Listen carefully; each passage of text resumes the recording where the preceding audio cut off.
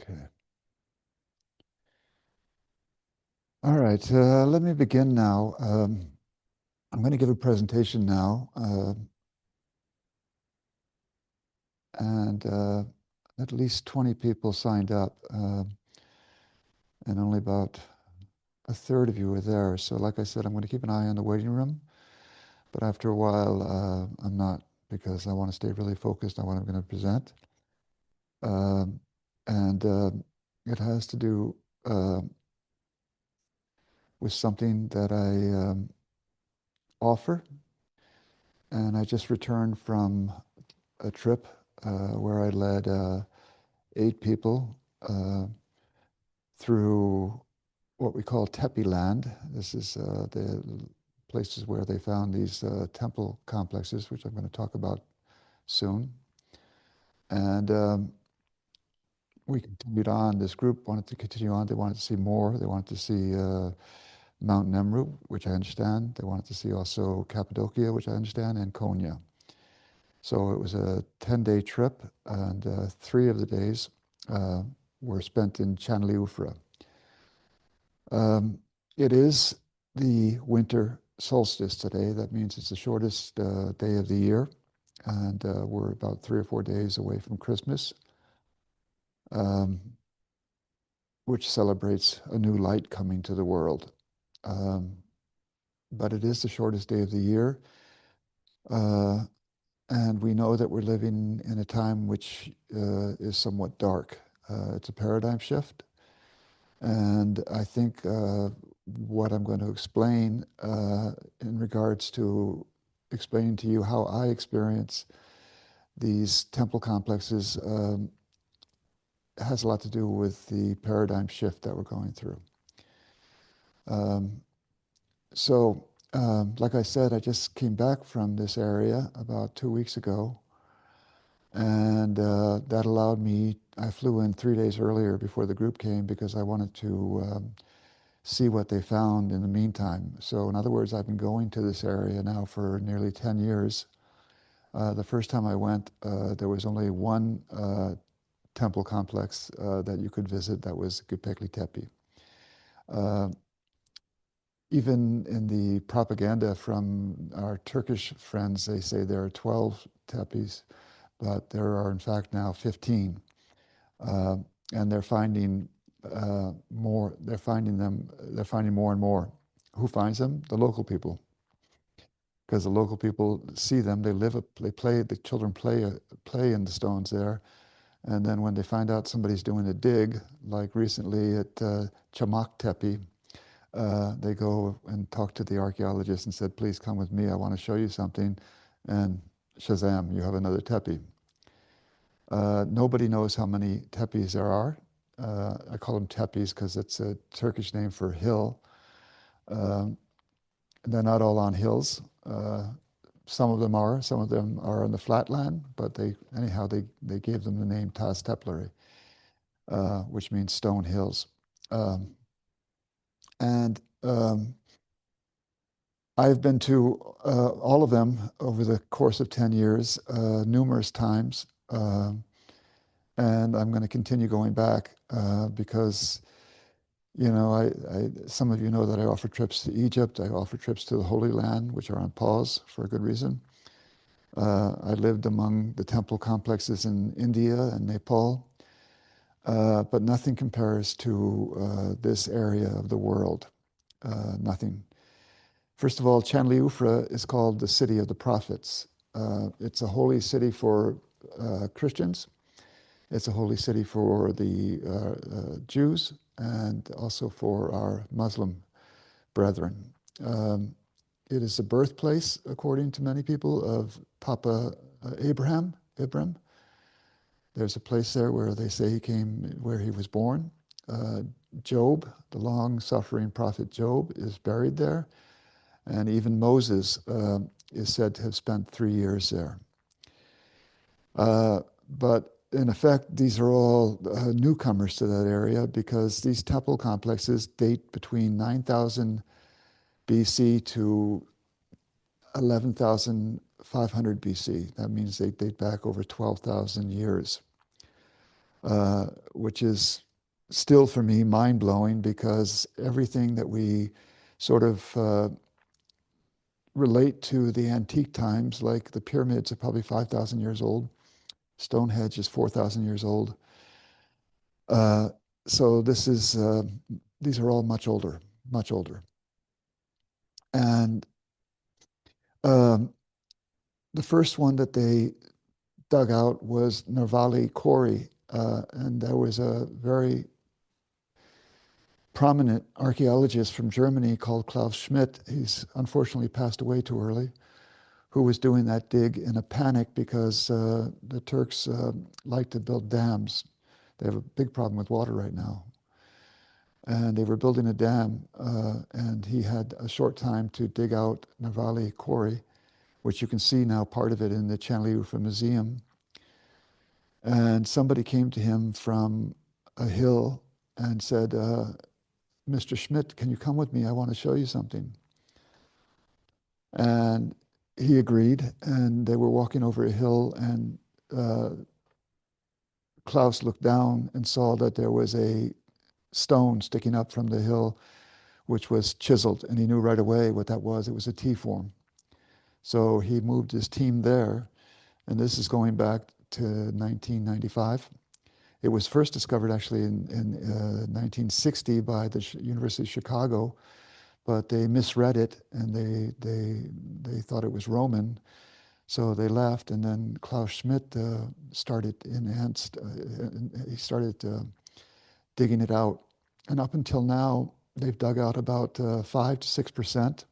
It's enormous. It's over 10 hectares, and they're now continuing with another place on Göbekli Tepe, and they're going to start to excavate that now.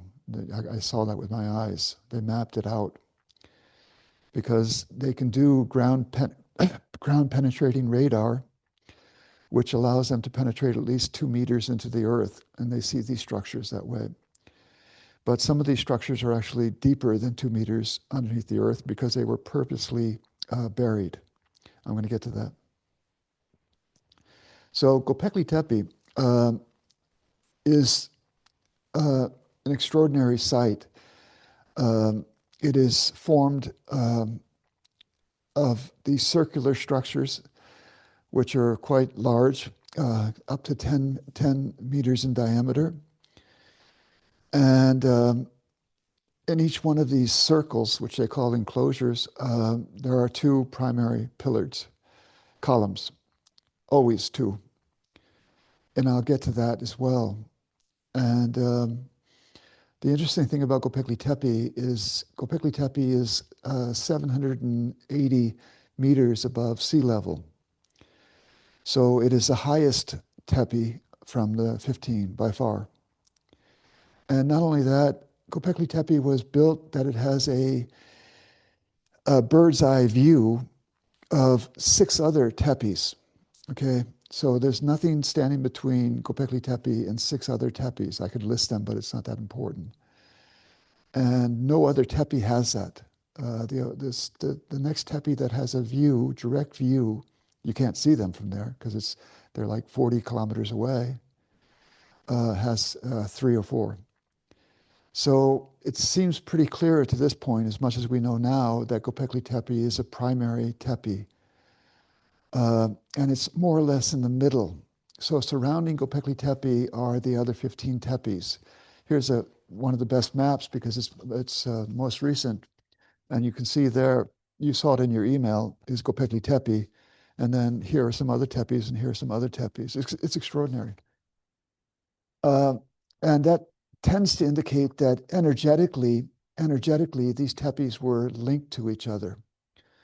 I'm very careful about what I say here because there's a lot of speculation about what these tepes mean, who built them, how they built them, and why they built them.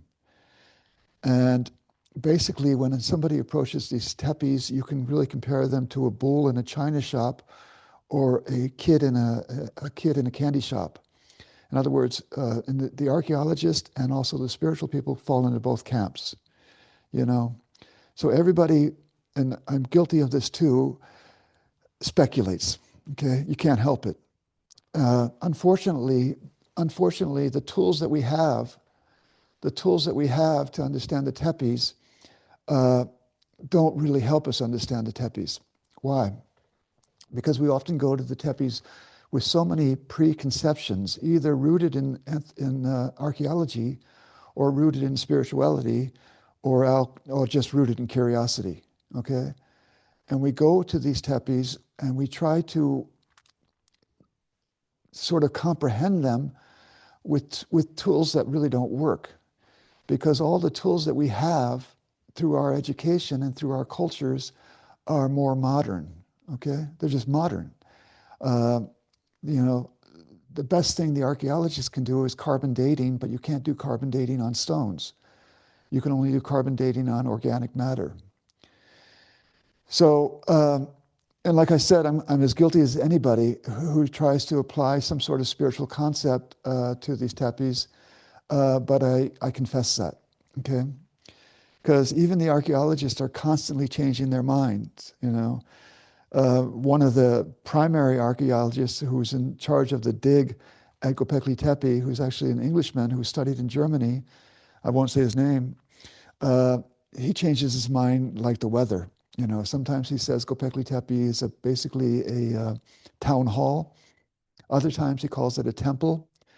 Other times he says that basically it's a city that was built, and then in the city there was a meeting place. So this is the thing. You just go all over the place with these things because we have no tools to understand them. And the more you can accept that, the more you can experience the Tepes. Okay, that's a fact. Because you can't apply modern thinking to temple complexes which are over 12,000 years old. You can, but I think you're going to miss the boat. So, like I said, they started with Norvali Kori, and then they moved to Göbekli Tepe. They knew about some of these other temple sites, but they didn't put them in the press because they didn't want anybody to go there and start messing with them. So then they started about 5 years ago to dig out Karan Han Tepe. Karan Han Tepe is about 30 kilometers away from Göbekli Tepe, and it's a very different Tepe. Uh, in other words, at Göbekli Tepe, there are basically no human forms, no human representation, or there was no human representation. The columns are finely carved with animals, except for the two primary columns in the middle, which have on the side arms and hands and a loincloth covering the genitalia. And then but the heads, the T forms of the head have no eyes, nothing, okay? And now at Karan Han Tepe, they're actually finding human forms. There's actually a primary, we thought it was the primary temple complex, which is much larger than any circular area in Göbekli Tepe. And it has a room next to it with 15 phalluses carved into the bedrock. That's why I call this back to the bedrock. So these 15 phalluses are carved into the bedrock, and each one of these phalluses is like an erect penis. And I'm going to get to that, because we all get like schoolgirls when we talk about men holding their penises, but then we're missing the boat again, because that has nothing to do with it. It has to do with creative forces. It has to do with the veneration of creative forces. And we have those creative forces too, because we procreate. And for them, these procreative forces or co-creative forces were the primary, now I'm talking for myself, okay, were the primary source of veneration, I believe. So then they started digging out Karan Han Tepe, and they're continuing now. And even last month, they discovered something extraordinary up above it. You have to understand something. When you walk to a Karan Han Tepe, and you can't do this anymore, and you walk around the hill, you literally trip over the top of these T-forms. You just see them all over the landscape, circles. You just see them, and you see these little columns popping up, and you know underneath there is a circular form, which is probably somewhere between 4 meters deep to 6 meters deep. And they just litter the landscape. Now they don't let you walk around anymore. I count my lucky stars that I could wander around there for hours by myself. But they're worried that people are going to take some of this stuff home with them. And people have the tendency, everybody wants to take something home that's 12,000 years old. And I understand that as well. So they block the paths, unfortunately. But they don't have enough manpower to protect these tepes. When we were there 2 weeks ago, and I'm very fortunate because I've met some people now in Chanliufra who are Kurds. They're not Turks, they're Kurdish Turks who are very connected with these sites. In other words, they know the guards, okay? So they know the guards and they can call the guards beforehand for me and say, will you meet us there? And, with a little bakshish, I'm talking like 50 euros, they'll meet you there and they'll let you into places that most people can't go, okay? So for example, Sayburk, excuse my pronunciation of these Turkish names because they have these funny little umlauts and these funny little things. So you have to really stretch your vocal cords to say them. But Sayburk was discovered about 2 years ago, and it created a huge thing because, first of all, it was in a town. It is in a town. And on top of the temple complex was basically an apartment building, which thank God they removed. And the first thing they uncovered was a engraving of a man holding his phallus, and on both sides of them are lions or tigers facing him, but with their tails up, which means they're not aggressive. And he's holding his phallus. And most people think it's because of fear. It's not. Again, I'm talking for myself. It has much more to do with the fact that the genitalia back then were divine. Now, with the advent of the Judaic-Christian tradition, we've thrown that overboard. We've literally thrown that overboard. We just said no. We believe in shame. We believe sexuality is more animalistic, and so forth and so forth and so forth. It's also an experience that we've gone through.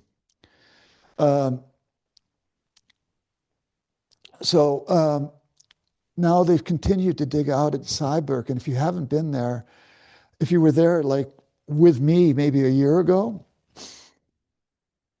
when I went there this time, I couldn't believe it because not only did they excavate the whole circle from the primary temple, but they discovered basically right next to it an enormous town underground, Neolithic, dating back 12,000 years ago, and just enormous. If you're on Facebook, just go to my page, and I put video after video and video of that because I was blown away.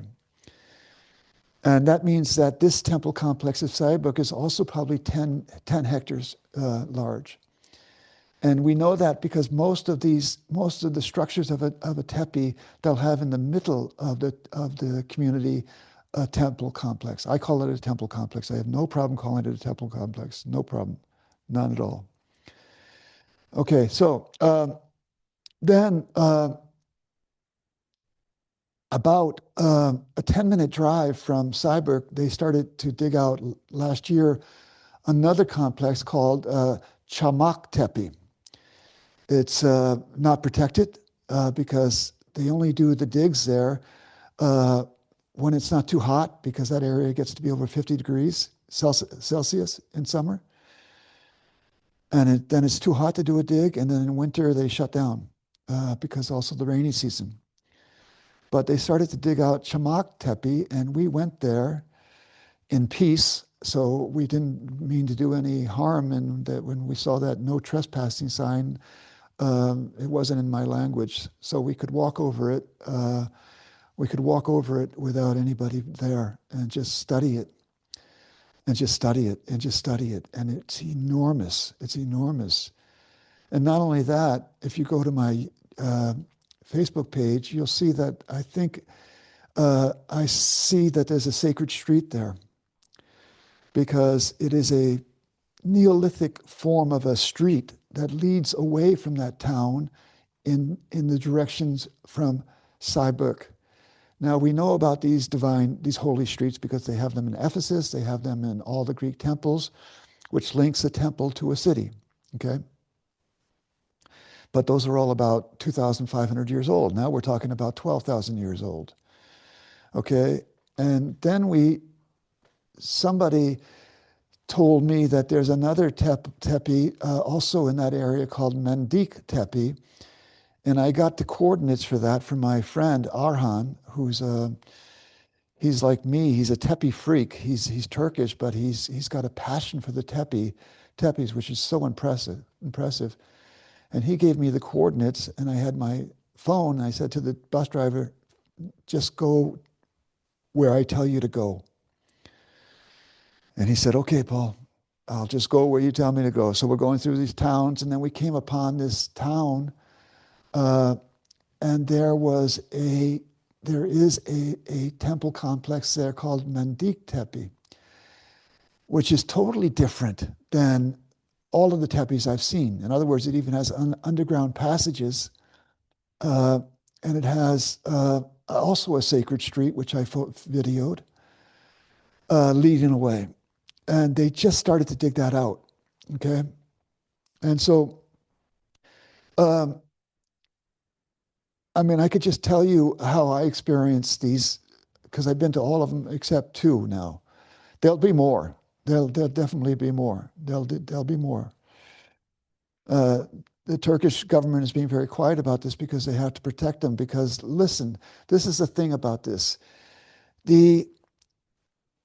If you want to look at a time frame, we had the Younger Dryas. The Younger Dryas was an ice age, and we don't know the cause of the ice age. Either it was a meteor that hit the North America, or changing water pattern. Nobody knows what caused the Younger Dryas. But however, the Younger Dryas happened about 1,200 years before they started to build Göbekli Tepe, okay? And it was cold, and it was dark, and it was wet. There was a 20-meter rise in the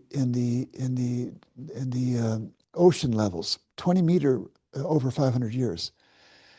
And then that receded, okay? And things came back. A lot of the large animals died, not all of them. Some places were not affected, like Egypt, because it's too much in the south. This area was affected to some extent because it's more in the north compared to Egypt. And then it receded. And then some people who theoretically should not have existed because we were thought to be hunter-gatherers at that point, settled there, and they started to build. How, why, and who was the architect of Göbekli Tepe and Karahan Tepe and all these temples, we don't know. You know, if you're super spiritual, then you talk about Atlantis, because you just can't explain it. We just can't explain it in these terms. And in any case, they had a plan to build a temple complex. And then communities were, now this is me talking again. I'm going to qualify it. Every time I'm saying that it comes from me, then I say it, okay? Because I don't want to tell you how to experience these areas. Even when I take people there, I say, you know, I'll tell you what I think, but really it's better we just go and walk over these places. And you see with your own eyes. And you're guided with your heart, you know, and then you're moved by it because then you absorb the temple complexes. You absorb them into your endocrine system, you know. You become one with them. You attune yourself to them. You can do that. It's a type of tourism which I'm starting to embrace, where you don't go there with your intellect. You just lay your intellect, you just leave it in the bus, and you just wander. And you wander, and then you see things that you won't see if you go there with any expectations, you know, because then you're free from preconceptions. So like I said, I've been to Every one of them. I was there with somebody who's taking part with this talk. I won't say her name. And we were so passionate that we knew there was a we knew there was a tepe, but it was in the trash. That's where they bring all the trash from Chandeliufra, and they burn all the trash there. So I'm walking away from the group. Somebody knows about this and can laugh. I'm walking away from the group. I'm saying, I'm going to find this damn tepe because I know it was there. Um, and I didn't find it. So I'll go back. And then, yeah, I've had some experiences there that with some groups which have been pretty hilarious. It's like a comedy. Um, with some very interesting groups, actually, to say the least. So these people started to build these temple complexes, and they were in use. They were in use then for maybe 1,000 or 2,000 years. Okay, and then they purposely buried them. Now, if you take a temple complex like Göbekli Tepe and decide to bury it, that takes a lot of effort because you have to find the soil. Okay, you have to find the soil to bury it, and thank God they did that because otherwise we wouldn't have them because people would come and take the stones, you know, which the Turks do. The Turks say, "Oh, here's a Roman temple. Here's a Greek temple. I'm going to build my house with it." I don't blame them, you know. It's like Lego stones. They do. I mean, when you walk around Turkey, you just see these columns built into the side of a house, you know. Um, Recycling, it's called. But these temple complexes were protected because they were all purposely buried. They're purposely buried. Now, I'm going to get to my theory about this, okay? And now I'm going to get a little more spiritual in some sense. Because I'm an accidental healer. I didn't plan to be a healer, but somebody told me I would be a healer, and this person was a healer himself. And he convinced me that I would be a healer, so I'm an accidental healer. So I explore landscapes, both and the human psyche and the human body, but I also explore sacred landscapes because for me, there's no difference. Um, there's no difference, you know. Um, and a lot of you know about the Nag Hammadi discovery. Okay, Nag Hammadi is a village in Egypt. You can drive through it if you drive from Cairo down to Luxor. I've passed it a couple of times. And in 1944 or 1945, we don't know, a shepherd was going over the landscape with his sheep, and he had a stick because they pound the earth like they do in Turkey to scare away the snakes. And he heard a hollow sound. And so he started to dig it out, and there was a clay vessel there filled with at least 114 Gospels written in Coptic. And he tried to sell them on the market, and thank God we have them. And I've made films of 3 of them in German. I've made films of the Thomas Gospel and Gospel of Maria Magdalena, and also the Gospel of Philippus. And what Nag Hammadi offered was a renewal of Christianity, to bring Christianity back to a fullness, to bring the original message of Christ, which is a beautiful message, back to where it belonged. And it's happening slowly, very slowly, because an institution has been built up around Christianity, like the Catholic Church and the Orthodox Church and the Protestant churches. Now, if that offered Christianity a chance to renew itself and to come back into its primitive form, that's extraordinary. But now, and now 36 years ago, Klaus Schmidt started to dig out Göbekli Tepe. We just realized that we are entering a pretty profound and thorough paradigm shift, very thorough, affecting the whole world. This is the first time we're consciously going through a paradigm shift where the whole world is impacted.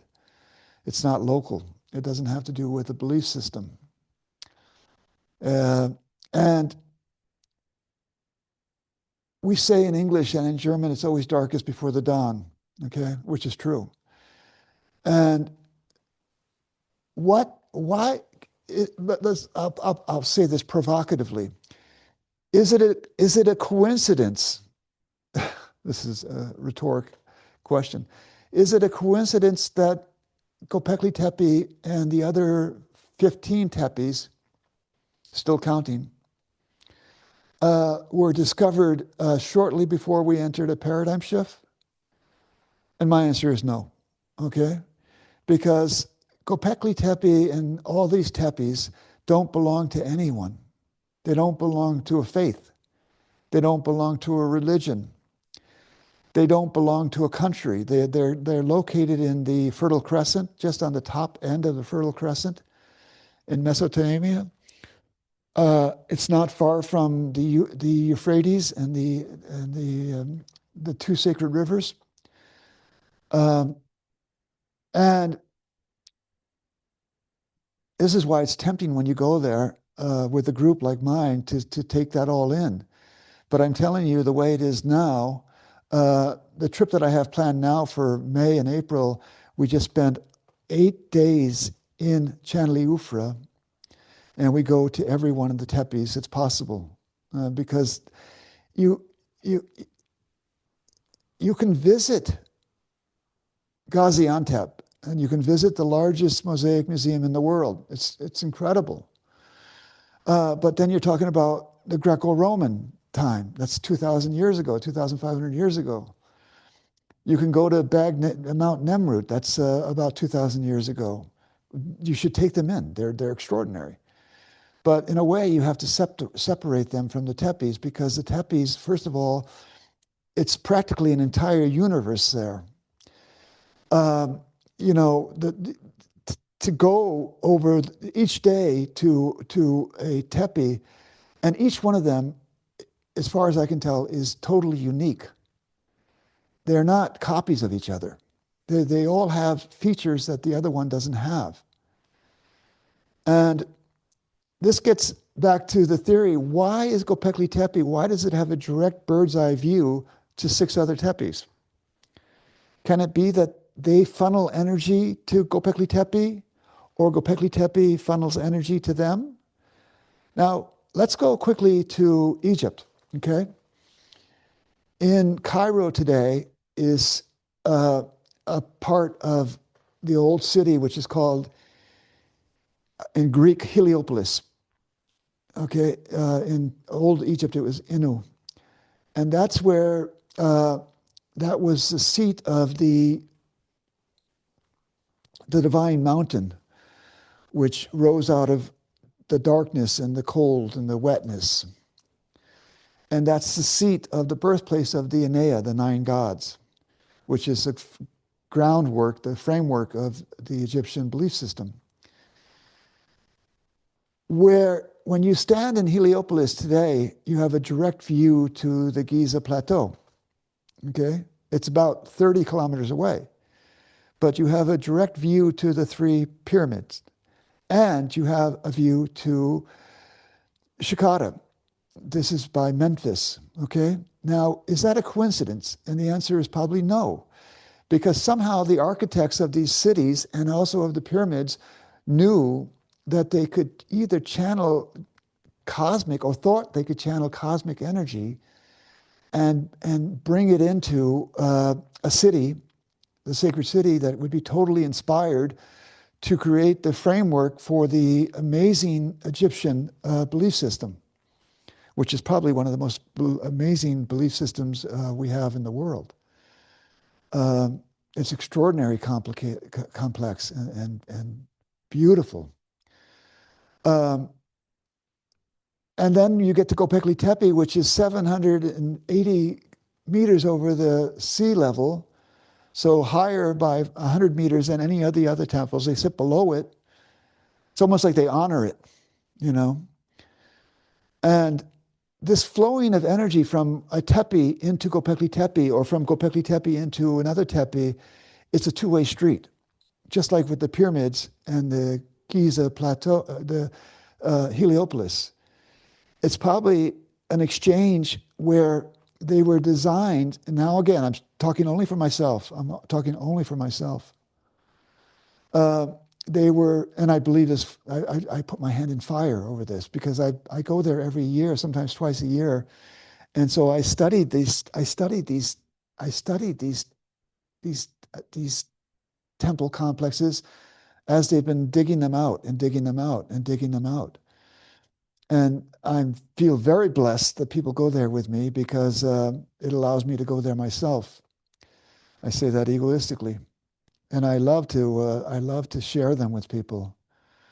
And I try not to go there like a bull in a china shop, and I try not to go there like a kid in the can. I try to go there in neutrality, you know.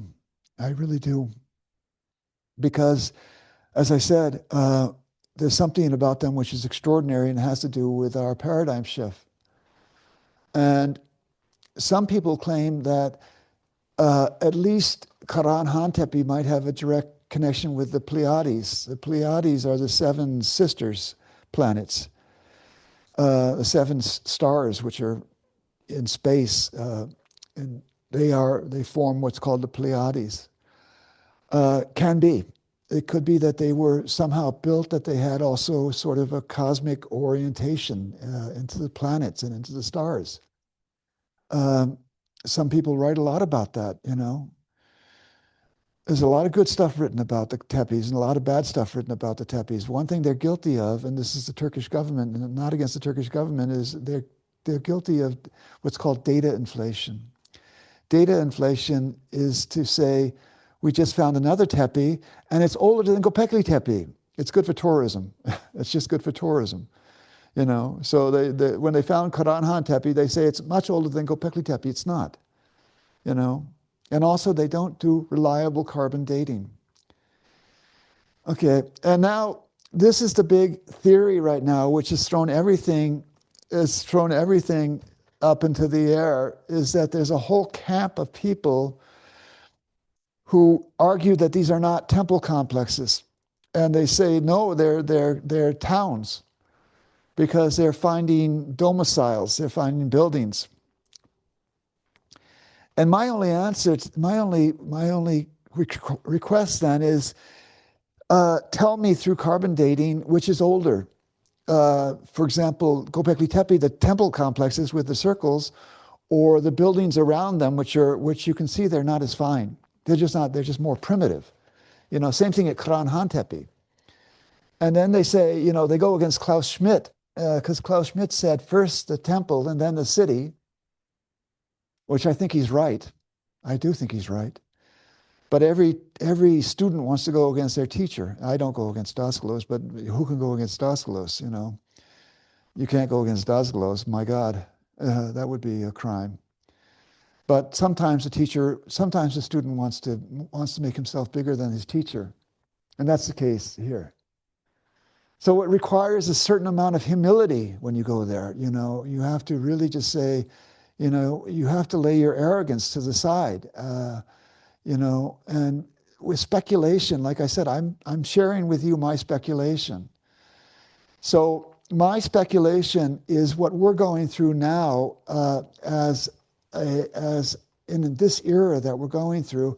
A lot of us have become keenly aware of the degree to which we've been traumatized.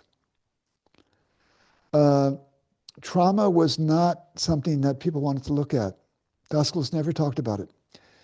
But it is clear that we are very, very much traumatized.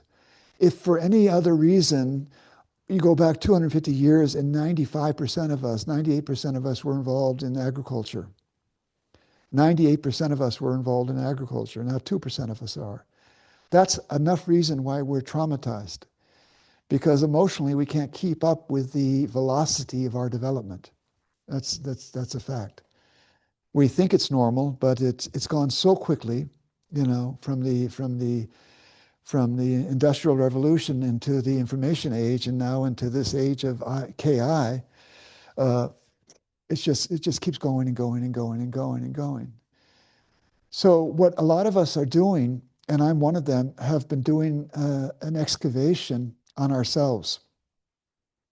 In other words, we're doing a dig on ourselves. We're digging into the landscape of ourselves to unearth trauma. It's not easy. It's not easier. It's easier to dig out Göbekli Tepe than it is to dig out the trauma in us, because we protect ourselves so much. And trauma doesn't want to be discovered because trauma lives off of us. It takes our energy, it takes our life force. So I think there's something that corresponds here. I know there's something that corresponds here. The more we do, the more that we excavate ourselves, especially something like the polyvagal nerve here, which was only discovered in the 1995 as well from a great man called Stephen Porges. He's still living. Radicalized we talked about the vagal nerve since 1950, but he said, wait a minute, the polyvagal nerve is more complicated than that. There are two energy channels which flow from it. One goes around the heart chakra, the heart, and the other one goes into the solar plexus and goes around certain organs. So that means if Stephen Porges is right, and he is right,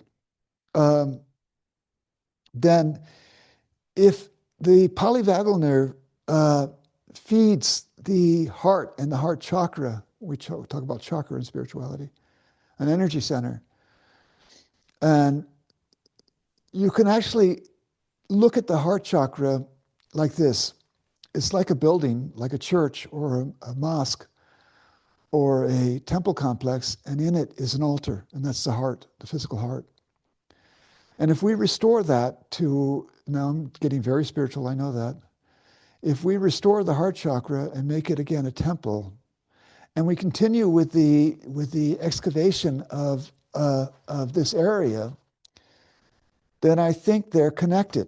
I know they're connected, actually. For people who are not involved in spirituality, this is going to sound really flippy to you, but I have my foot in archaeology and I have my foot in spirituality, and I'm happy about it. Because I'm not blinded by either of them. I'm not.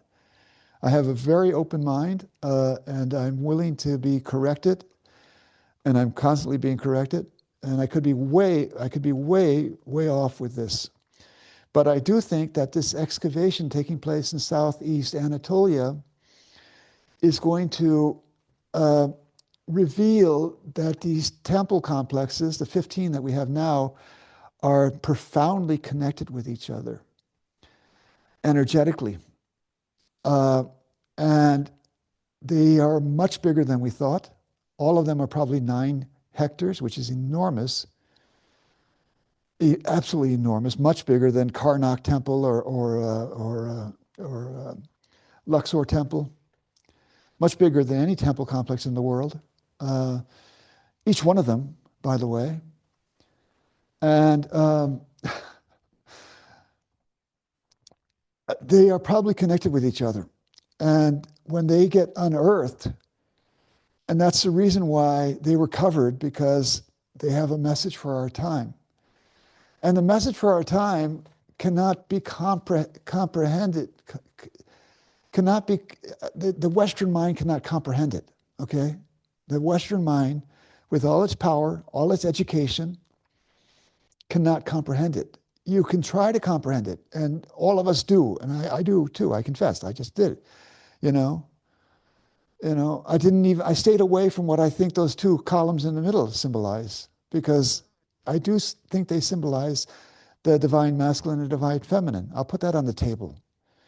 To me, it's almost logical, because you have to understand something. Now with cesarean section, C-section, childhood mortality is really low right now. Our lifespans are really long. Hasn't been the case. People reached old age not very long ago when they were 40. And we don't know how long people lived at Göbekli Tepe. We have no idea. and they say they buried their dead. Now there's a big thing on the internet that they celebrate the death cult. And this is just, to me, keep going, keep going, keep going. But if you get so fascinated because you find people who are emaciated holding their penis, it doesn't mean they celebrated the death cult. It doesn't mean that. I'm sorry. You can see how protective I am of these Tepes. I can't help it. But, there's this huge dialogue going on now from people who I know very well who say, now we understand it. They celebrated the death cults. They buried their dead at home. They did that at Catalhook as well. And there we missed the boat as well, They had another way of living. They had another ethos. They had other values than we had, My goodness. And so we don't know what they celebrated yet. We may never know what they celebrated. But if they continue with these digs, and they are totally overwhelmed by this now because they don't have enough teams. They let the Japanese in. They let the Germans in. But now, thank God, the Turks are doing it themselves. And even 2 women are in charge of 2 of the digs, which I think is fantastic. Because women have a better sense of this. I want to tell you something that I just discovered recently, and that is how many of the animal kingdom go through menopause? How many? I'll tell you, I'll list them for you. Humans go through menopause. Elephants go through menopause. Orcas, killer whales, go through menopause. And 2 other monkeys go through menopause. So maybe 5 or 6 animals go through menopause. Why is that significant? All the animals that go through menopause are defined by matriarchy. All of them. Elephants are defined by matriarchy. Orca whales, the females rule the tribe. These monkey species, they're defined by matriarchy. Why do female women go through menopause? It's simple. They are responsible for child rearing more than the men.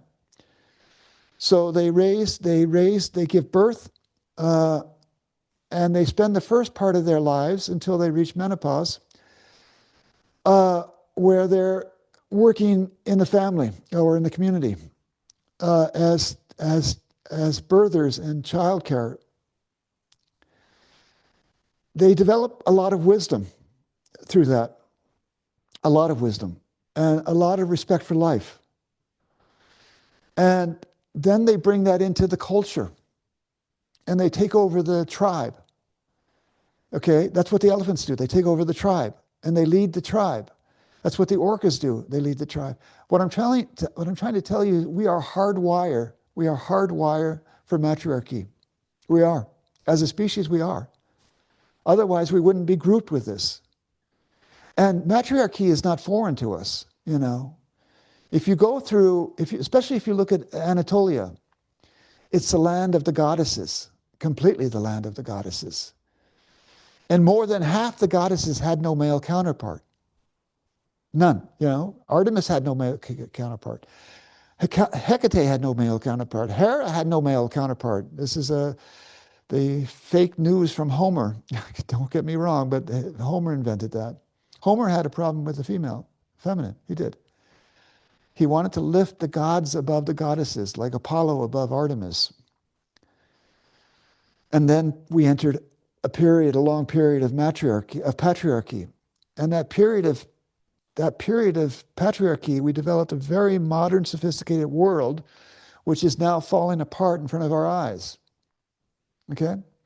All of our institutions are unstable, all of them. Economic, social, political, world.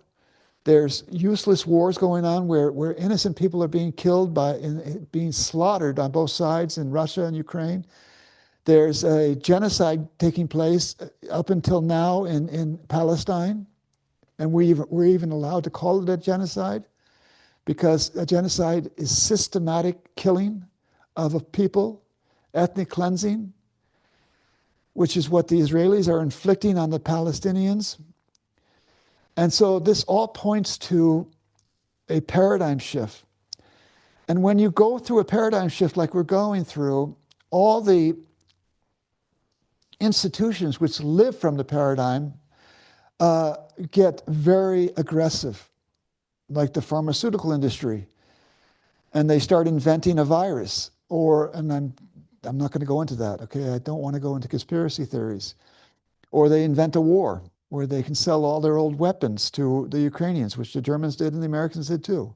Just send them the old weapons and we'll build new ones so somebody will make more profit. It's all about money now, you know. It's all about money and control. It's all about that, and it's all about divide and rule. And that's because our paradigm is in its death throes. It is clinging to everything it can cling to, that it won't change. Now that gets me back to this. As they continue to dig these out, and you know, Göbekli Tepe is 5 to 6% dug out, only 5 to 6%. Karahan Tepe, I would guess, is maybe 4% dug out. Nobody knows because some of it's so deep underneath the earth they can't even measure it from the air. Some of these are only being dug out this year. You know, they've only started, and they're doing it. It's very, very impressive. I mean, if you go to Seeberg, you won't believe what they've dug out in a very short time period, especially considering that it's 50 degrees in summer, and then, you know, they have a very short season to dig it out. But they're doing it. And I think that I think that corresponds to the paradigm shift. It corresponds to the fact that we are undergoing ourselves an excavation, a dig in ourselves, in our psyches, and we're discovering who we really are without trauma. And we're discovering even our own sanctity, because even though Christ said the kingdom of heavens are within us, that was for us an abstraction. We had no idea what that meant.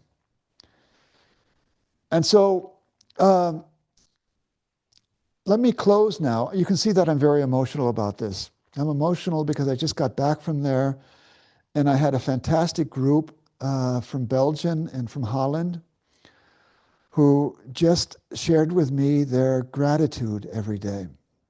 They shared with me every day their gratitude. And on the last day, I said, we have a choice now. We're going to leave now Şanlıurfa, and we're going to go to Cappadocia. We can stop by the Gaziantep Mosaic Museum, or we can visit then 3 other tepes, which we hadn't been to.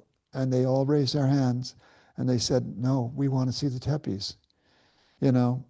And I agreed with their plan to go to Gaziantep, and I agreed with their plan to go to Bagnemra, and I agreed with their plan to, because who am I to change somebody's plan?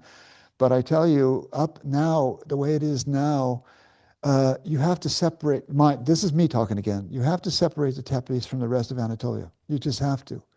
There are other places in Anatolia where they also have Neolithic finds, like outside of Konya, Çatalhöyük. Even in Ephesus, get this, 6 kilometers outside of the old city of Ephesus are 2 communities which are 9,000 years old. And they don't want to dig them out because Ephesus is the city of Artemis, it's the city of Christianity, it's the city of the Roman, so they just say, forget about it. We have enough to offer without Neolithic towns, you know. But it just goes to show you that the Neolithic people, let me share something with you which I just find fascinating. In Middle Germany today, 40% of the DNA from the Germans today come from Anatolia. 40% from the DNA from Germans in Middle Germany come from Anatolia. So what happened was the people from Anatolia, from Göbekli Tepe, they developed agriculture. And they left there, not all of them, but they left there basically going over this huge continent called Anatolia, then either going over Constantinople, which was not even existing at the time, and then they brought agriculture to Europe. Europe was in the Dark Ages. Europe was in the absolute Dark Ages, primitive as could be, And then these people from Anatolia gave them agriculture. And not only that, they started to build these temples in other places.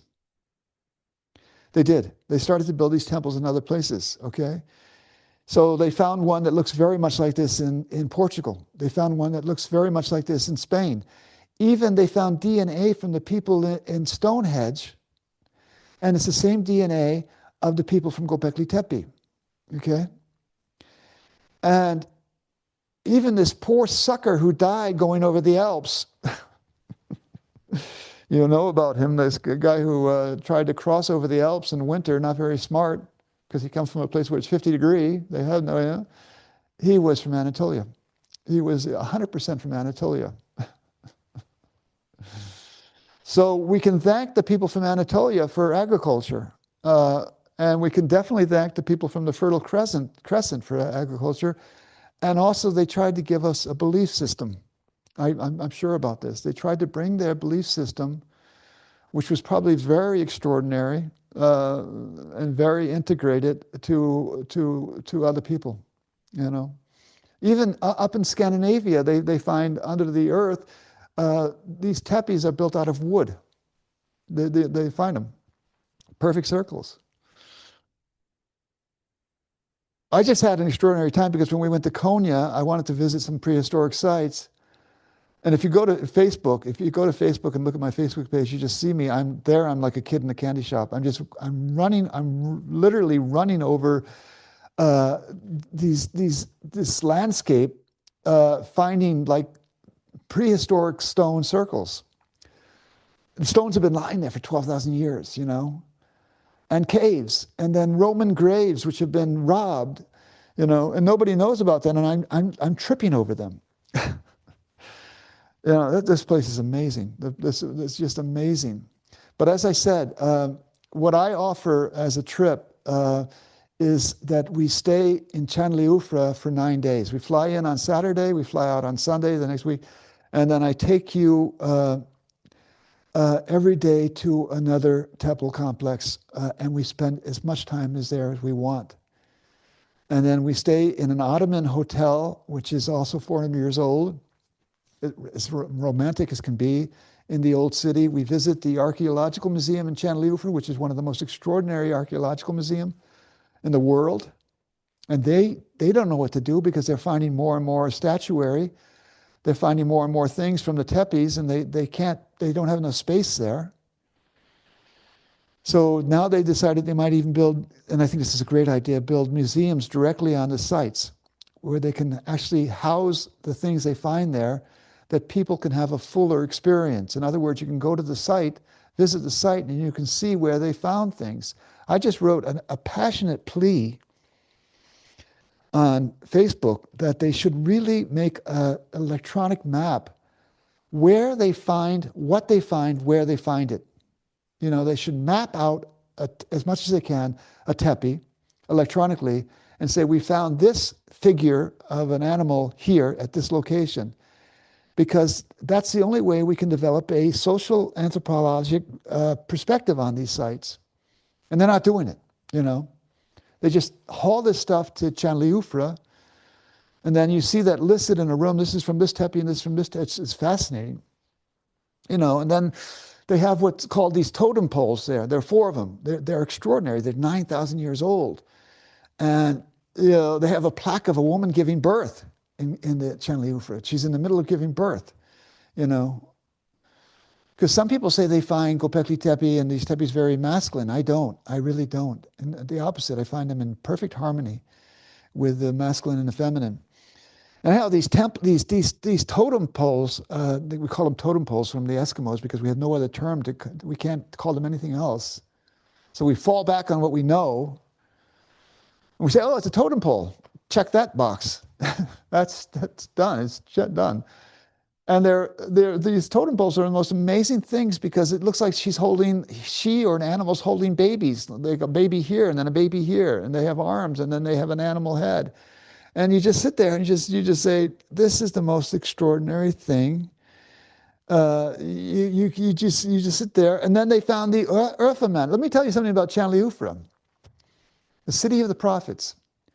There's a sacred fish pond there, the sacred carp, which nobody can eat because it's sacred, just like the Nile. Nobody eats the fish from the Nile because, yeah, that's another story.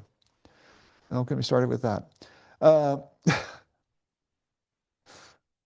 Underneath Chanliufra is another tepe, a full tepe, which you'll never dig out because the sacred fish pond is there. But they did find a figure called the Urfa man, who's over 2 meters high and over 11,000 years old. It's one of the first things you see when you go into the Chanliufra Archaeological Museum is the Urfa man. He's standing there, 2 meters high, with stones in his eyes, and he's 11,000 years old. And they found him there, so they know there's a tepe there, but they can't dig it out. But they have enough to do. I'll tell you something. I'll just close with something which is really interesting. So they knew that there was another tepe at Anyala here. And they invited a group of Japanese archaeologists to come. And the thing is that this property belonged to an old man who had a pomegranate orchard there, pomegranate trees. They grow like this big. And he said, no, you're not going to dig here. These are some of the oldest pomegranate trees in the area. You're not going to dig here. Now, they would never do this in America or in Germany. They would just do eminent domain. They would just take it, and pay him. And they said no. And they made a deal with him. They would wait until the harvest in November, and he would do the last harvest, and then they could dig. And that's what they did. And so the Japanese went to another dig. Because the Turks, they have their own rules, Private property is private property. The state can't just take it, which is somewhat impressive. But, if you're sitting on top of a 12,000-year-old temple complex, who gives a damn about your pomegranate trees? Excuse me. There's enough pomegranate trees in Turkey, okay? There are more olive trees in Turkey than there are anywhere in the world.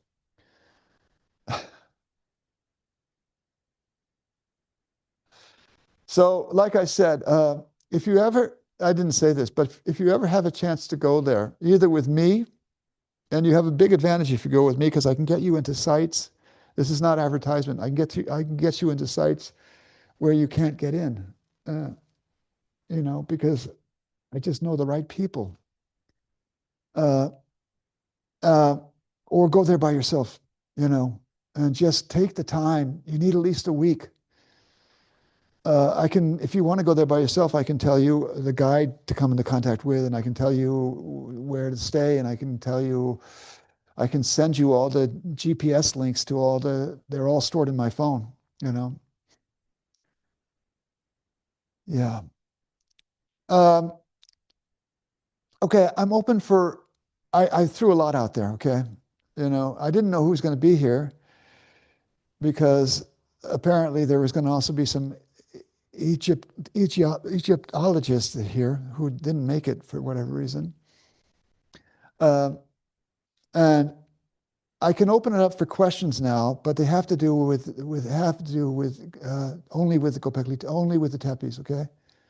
If you have any questions about what's going on there or about the trips that I offer, then you can turn your mic on and ask me that. We can spend 10 minutes doing that, I don't want to go into any spiritual theories right now with you because, like I said, I did that with you because I know most of you. I know all of you, actually. Some of you I know for 35 years, like Fatty, because Fatty was by Daskalos when I was by Daskalos. So we go back, way back, maybe even we go way back to Göbekli Tepe. But if you have any questions, please turn your mic on, and then we take about 10 minutes to do that. Does anybody have a question or a remark?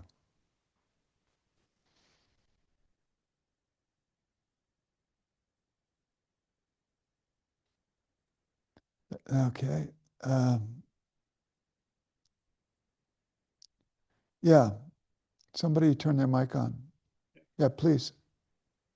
Okay. Can you hear me? Yeah, I hear you. Okay, good stuff. Uh, what's this thing about circles? I mean, I'm going to Sorry? show my ignorance now, No, please. so I apologize. No, that's Uh, okay. but it seems to be all about circles.